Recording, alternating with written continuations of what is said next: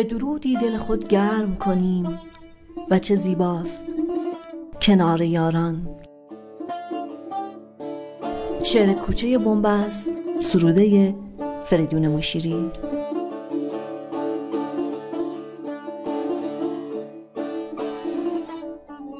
عاشقم اهل همین کوچه بنبست کناری که تو از پنجره‌اش پای به قلب من دیوانه نهادی.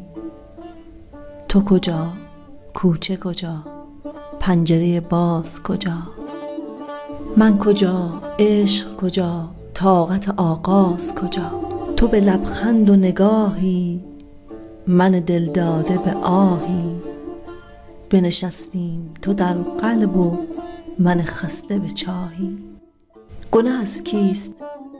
از آن پنجره باز، از آن لحظه آغاز، از آن چشم گنهکار، از آن لحظه دیدار. کاش میشد گناه پنجره و لحظه و چشمت همه بر دوش بگیرم.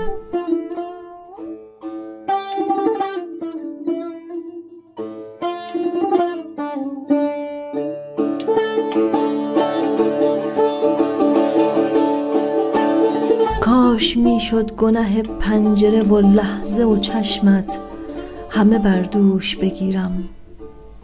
جای آن یک شب مهتاب تو را تنگ در آغوش بگیرم.